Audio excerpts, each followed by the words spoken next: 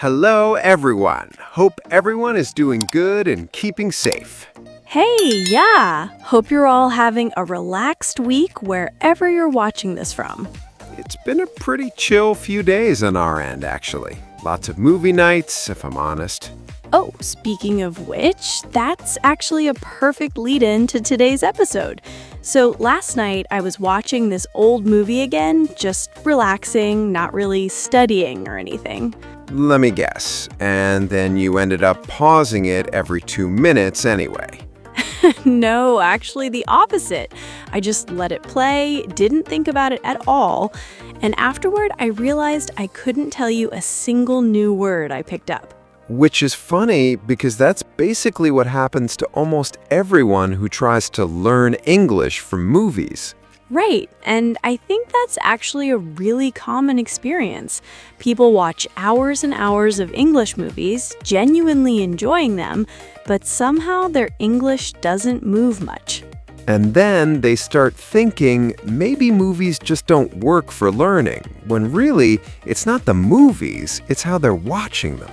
Exactly, so that's what we want to dig into today. Yeah, because movies can be one of the best tools you have. Honestly, one of the most enjoyable ways to improve, but only if you watch them a certain way. So today, we're breaking down how to actually learn English from movies properly, not just background noise while you scroll your phone. Real technique, real structure, but still fun. We promise this isn't going to feel like homework. Hi everyone, I'm Mia. And I'm Leo. And yeah, if you've ever felt like you've watched enough English movies and still don't feel that much more confident, this episode's for you. And quick thing, if you're new here, we make videos exactly like this all the time, breaking down real ways to actually improve your English, not just theory. So go ahead and hit subscribe, especially if you're someone who'd rather learn through movies and shows than through textbooks. Okay, Leo, let's get into it. So when you say most people watch movies wrong, what does that actually mean? Okay, so picture this. Someone presses play, subtitles are on, but in their first language. They're following the story, they're enjoying it, but their brain is basically just reading along, not really processing the English at all. Right, the English is just kind of happening in the background. Exactly. It's entertainment, which is great, but it's not really training your ear or your speaking instinct because your brain found a shortcut. Read the translation, skip the actual English. Okay, so what's the alternative? Because I feel like a lot of people are scared to turn subtitles off completely. And honestly, they shouldn't go straight to that either. That's actually mistake number 1 we see a lot.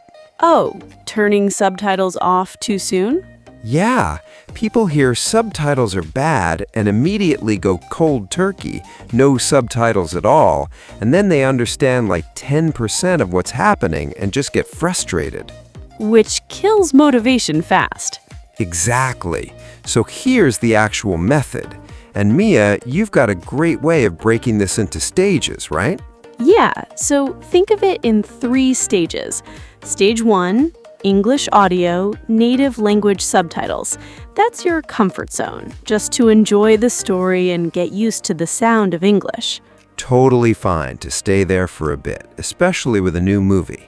Stage 2, and this is the big shift, English audio, English subtitles. Now you're connecting the sounds you hear to the actual English words on screen. Wait, that's the part people skip, right? They jump straight from native subtitles to no subtitles. Exactly, and that's a huge gap. English subtitles are like training wheels. They let you confirm, oh, that's how that word sounds, without doing a full translation in your head. Okay, and stage 3? Stage 3 is no subtitles at all, but only once you're comfortable in stage 2. At that point, you've already trained your ear enough that you're not lost. Okay, that actually makes a lot of sense as a progression. Start easy, then slowly remove the support. Exactly, like training wheels coming off a bike, one stage at a time. Okay, before we go further, if you're watching this, comment below and tell us which stage you're usually in right now. Native subtitles, English subtitles, or no subtitles. We're genuinely curious, and it helps you notice where you actually are in this process. All right, Mia, let's talk mistakes, because I feel like there are a few more big ones beyond the subtitle thing. Oh, for sure. Mistake number 2, picking movies that are way too hard for your level, like jumping straight into something with super fast dialogue, heavy accents, lots of slang. Guilty. I tried watching a war movie in another language once, thinking I'll just pick it up, and I understood basically nothing. Right, and that's the thing. If you're constantly lost, your brain just gives up trying to follow the English and switches into just enjoy the visuals mode. So how do you actually pick the right movie? Good rule of thumb, you want to understand somewhere around 70 to 80% without help. If you're below that, it's probably too advanced for active learning right now, even if it's a great movie. And if it's basically 100% easy? Then it's probably too easy to push your growth. Though honestly, that's still useful sometimes, just for confidence and enjoyment. Okay, that's helpful. What's mistake number 3? Mistake number 3, treating it as pure entertainment with zero interaction. Just watching, never pausing, never repeating a line, never writing anything down. Which is what I did last night, basically. Right. And look, sometimes that's fine. You don't have to study every single time you watch something. But if your goal is actually to improve, you need at least some active moments. Okay, so what does active actually look like? Because I think people hear that and imagine pausing every 10 seconds, which sounds exhausting. No, it's way simpler than that. Pick maybe 3 to 5 lines per movie, lines that stood out to you, made you laugh, felt useful, whatever, and actually engage with those specifically. Like how? So step 1, when a line catches your attention, pause and rewind it. Step 2, listen to it 2 or 3 times, really focusing on the rhythm and the sounds, not just the meaning yet. Okay. Step 3, say it out loud yourself, trying to match the rhythm and tone, not just the words. And step 4, this is the one most people skip. Actually use that exact phrase sometime in the next day or 2 in a real sentence of your own. Oh, that last step is huge, actually, because otherwise it just kind of disappears.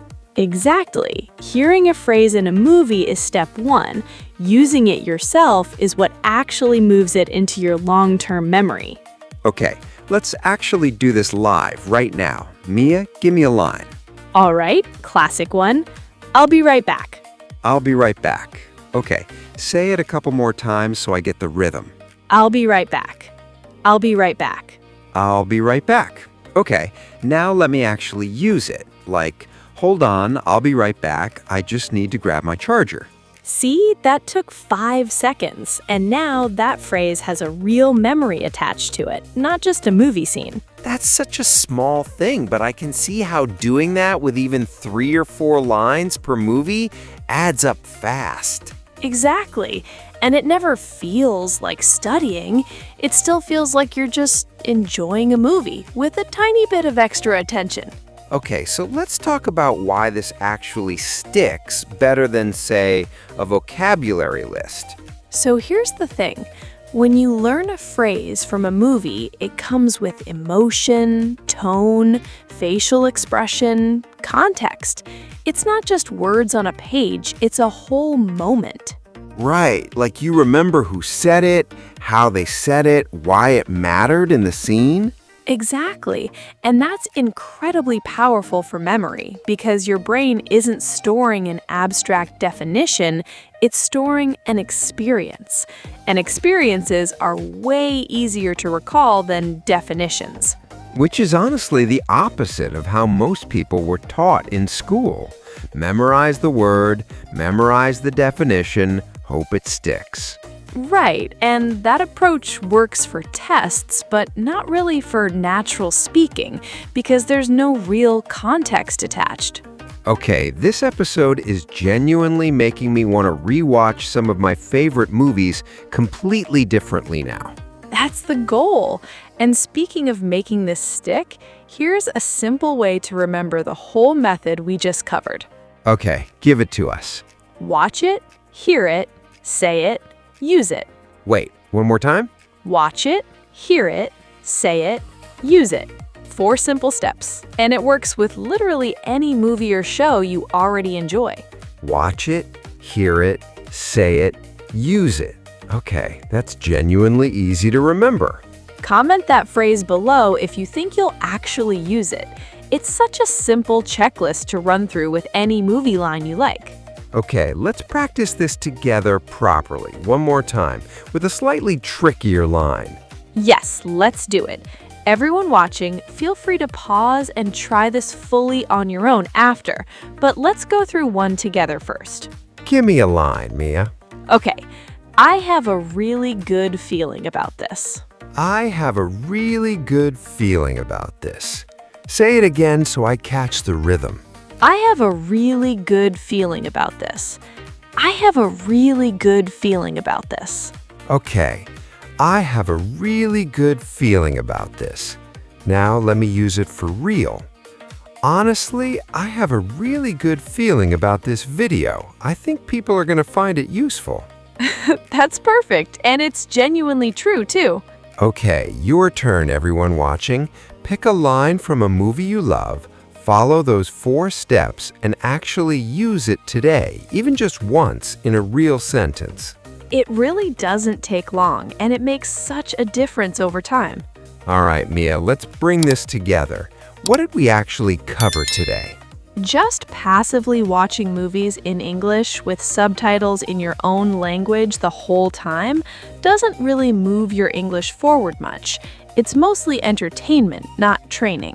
The fix is moving through stages, native subtitles, then English subtitles, then eventually none. So you're slowly removing support instead of jumping straight to the hardest version.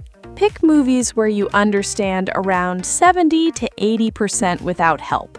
Challenging enough to grow, not so hard that you give up. And instead of trying to learn everything, just grab 3 to 5 lines per movie and actually watch it, hear it, say it, and use it. That's it. Small, consistent, and honestly kind of fun. Yeah, I'm genuinely excited to watch something tonight and actually try this properly instead of just zoning out. Do it. And hey, if you've ever felt discouraged thinking, I've watched so many movies and my English still isn't improving, that's such a common feeling.